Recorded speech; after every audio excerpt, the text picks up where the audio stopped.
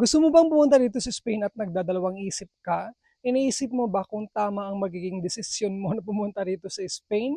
Pues iyan ang ating pag-uusapan dahil isi-share ko sa inyo yung aking personal experience at pananaw kung worth it nga ba na pumunta rito sa Spain. Welcome to my channel, Nathaniel Travels. Ayan. Dati hindi ko naman binalak na pumunta rito sa Spain. Wala naman sa plano ko. Pati ang pag-abroad, wala yan sa bokabularyo ko dati.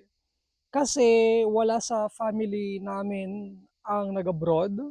Wala akong kilala. Well, lately lang kasi siya naging sikat sa amin yung pagiging domestic helper. Kumbaga yung mga kapitbahay namin dati, wala namang nag-abroad. Parang noong mga 2010 ata, doon ata nag-start na mag-abroad ang lahat-lahat. So, wala namang, walang nag-influence sa akin kumbaga. So, parang siguro na nahanap ko lang siya along the way na may offer naman ako sa Pilipinas, may trabaho naman sa Pilipinas. Bakit pa ako mag-abroad? Parang ganyan. Kasi maaaring yung iba sa inyo, nasa ibang bansa na kayo, nasa Middle East na kayo, siguro nga mas malalaki pa yung mga sahod ninyo. Pero nag-iisip kayo na pumunta dito sa Spain. Dahil marami naman talaga magagandang bagay dito sa Spain. Unang-una sa lahat, citizenship na pwede nating makuha or pwede kang mag-apply after 2 years.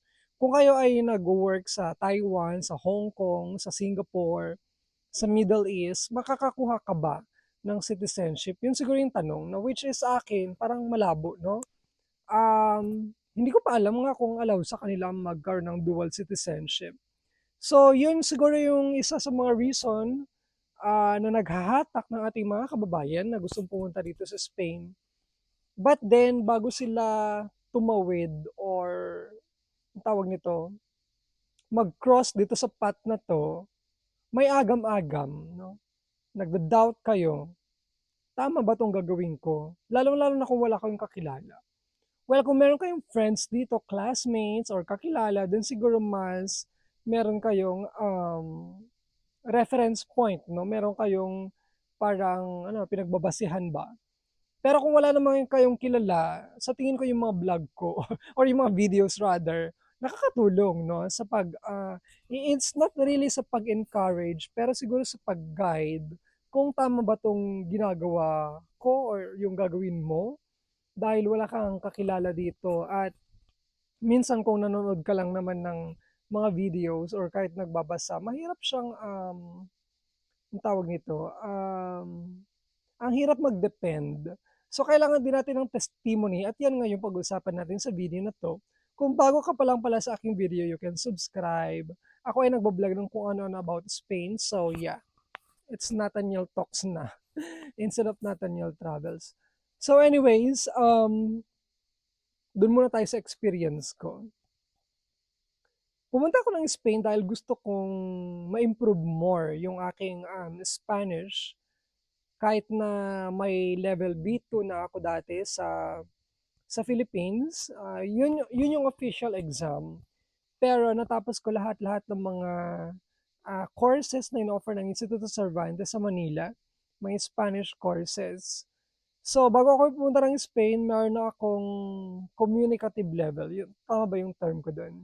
Marunong na ako makipag-communicate, makipag-away, makipag-argue or debate in Spanish. Yan talaga yung nag-urge sa akin na pumunta dito sa Spain is to grow more. So parang personal growth instead of kikita ka ng malaki or even citizenship guys wala pa akong idea dati or even residency. Dahil yun nga, wala naman akong kakilala talaga. Gusto ko lang pumunta rito para ma-improve yung aking Spanish. No? So, pagdating ko dito, ang dami kong na-appreciate na yun yung nag-keep sa akin para tumagal pa sa Spain. Isang na-appreciate ko dito, transport. Noong nasa Pilipinas, guys, grabe. Alam mo yun, salo mo lahat ng alikabok, black, ng mga hangin galing sa mga tambutso, no? Stress sa pagko-commute sa Pilipinas. Alam ko nakaka-relate kayo, lalo pag nasa Manila kayo or nasa metropolis. Talagang grabe yung traffic, Grabe yung pinagdadaanan natin 'no, sa Pilipinas. Minsan parang nakakaawa ang Pilipinas. Gusto nating ma-improve siya pero parang wala tayong nagagawa. Transport system, yun yung isa kong na-appreciate dito sa Spain. Napaka-organized, timely, and maraming options. Maganda. Pollution, na-appreciate ko din diyan. Dito napaka-fresh ng hangin. Anywhere you go, kahit nasa Madrid ka or Barcelona. Ang mga tao, sobrang na-appreciate ko, siguro yung kanilang character or yung kanilang level of thinking, the way they think, very open-minded. Pwede nga rito pwede nga rito ang same-sex marriage. And even to change your gender depending dun sa gusto mo. Makakakita ka ng mga same-sex couple na free sila na mag-express ng kanilang love, emotions, words in public. They kiss in public, they hold hands in public, and nobody cares. No? Mga Espanyol. Very open, especially for LGBT. And gusto ko yung the way they think eh. I don't know, parang feel ko belong ako dito. Ganyan. Opportunities, yes, that's another way, another reason. Maraming opportunity dito kahit na walang direct hire. Maraming work dyan as long as na marunong ka mag-Spanish. At saka meron kang papers, legal papers, working permit. And healthcare, yes.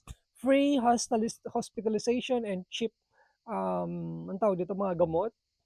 Basta merong reseta from the doctor. Feel ko dito kasi parang magbabayad ka, of course, for taxes and social security, pero napupunta sa'yo. And even for retirement. Yun, hospitalization. Sa Pilipinas, parang mauubos lahat yung iyong, anong tawag nito, inipon. Ilang oras ka lang sa hospital, magkano na yung bills mo, ganyan. So, sobrang hirap, no? So, grabe yung hospital bills natin. Ayun guys, tapos kung meron naman kayong anak, for example, na mag-aaral dito sa Spain, libre naman yung tuition, no? Ng mga bata hanggang sa ESO ata sa mga public schools. Yun din yung isang kagandahan. And then, kung gusto niya man siguro na mas quality or something like that, pwede naman sa mga private, pero yun nga, magbayad kayo doon. Na-appreciate ko rin dito sa Spain, yung kanilang mga park. Sobrang laki ng kanilang mga park, malalaki, maluwang. Lalo na sa Madrid, meron silang Parque del Retiro na kung saan pwede kang mag-picnic doon. Hindi naman picnic, no? I mean like, wag lang magluto na. Pero pwede naman mag-picnic, kumain, mag-hang out, to meet your friends, look for a jowa, makipag-date, char. Pwede naman kayo doon. Cruising, para sa mga LGBT members, meron din doon. And then sobrang linis niya.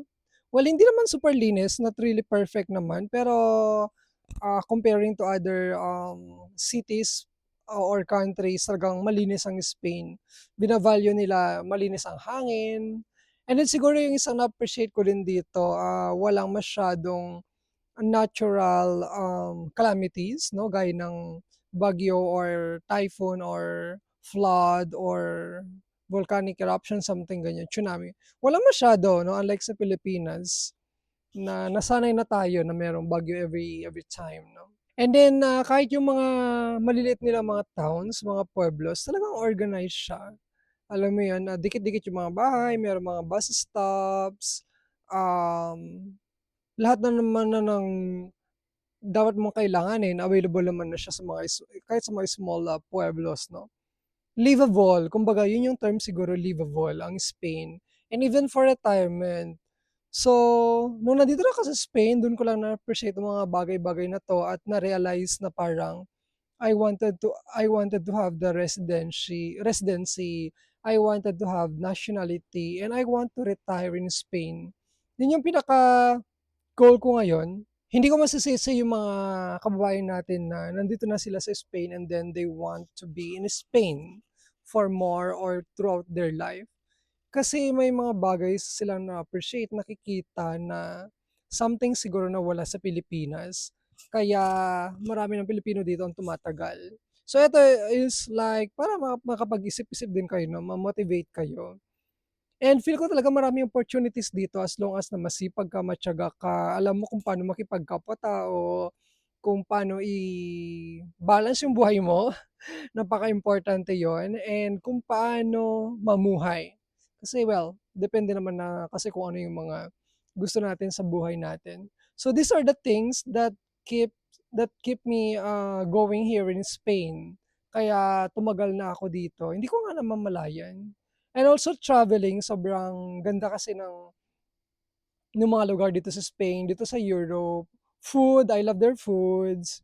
And syempre marami ditong mga sikat na mga ang tawag nito, mga places. Although from time to time mami-miss mo din ang Pilipinas, syempre doon tayo lumaki, doon tayo, you know what I mean? Like food, bonding, may mga activities dito na wala sa Pilipinas. May mga activities sa Pilipinas na they find it weird here na hindi naman nila ginagawa or something like that, no? Siyempre, nandun yung mga friends mo sa Pilipinas, ganyan.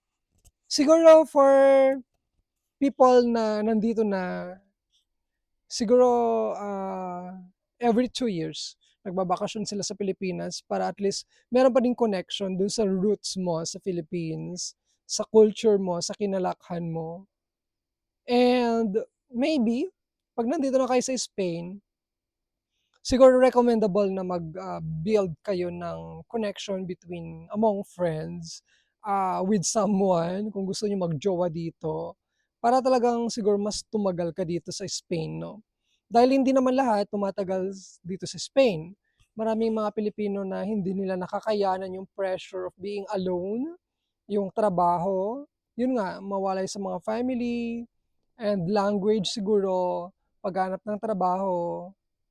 Hindi ko naman sinasabing lahat talaga is nagiging successful. Lahat ng mga OFW nagko-cross country or pumupunta dito, nagiging successful sila at tumatagal sila dito. Meron din tayong mga kababayan. Kasi minsan depende rin sa'yo yan eh. Sa fighting spirit mo, um, kung nakakaramdam ka ba ng separation anxiety, mental health, depression, maraming mga bagay din, no? Kaya yung iba hindi nila nakakayanan. So, bago kayo pumunta rito sa Spain at yung goal mo is medyo for a long time, no? Medyo matagal, mag-isip ka muna. Siguro ang pinaka-importante na message ko sa inyong lahat is gawin mo kung ano yung makakapagpasaya sa'yo. Kung nagbe-base ka lang dahil naging successful siguro yung isang tao dahil nakakuha siya ng Spanish citizenship or whatever, yung case mo is still different sa case niya. So I would recommend din nga maging happy ka. Dapat mahalin mo yung ginagawa mo and walang nagfo-force sa'yo na gawin yung ginagawa mo. And I think tatagal ka dito sa Spain with all these benefits and good things. Punta ka na lang ng Pilipinas para magbakasyon one month or ganyan. And even retirement, you can go to Philippines and then you can go back. At least kung, for example, kailangan mo ng medical assistance or medical something like that, hospitalization, bumalik ka sa Spain, dito ka magpagamot, something like ganun, para hindi naman masayang yung mga ipon mo, ganyan. So these are just few things na hopefully maisip ninyo ma-motivate kayo to decide kung gusto niyo pumunta rito sa Spain and to live here longer. Ayan. Again, kung may jowa kayo, mas tatagal kayo dito. Ayan. So, thank you so much again for always supporting me. It's time to eat lunch dito sa Spain. So, see you sa aking mga next videos. Maraming salamat muli. Subscribe for more videos. Hasta pronto.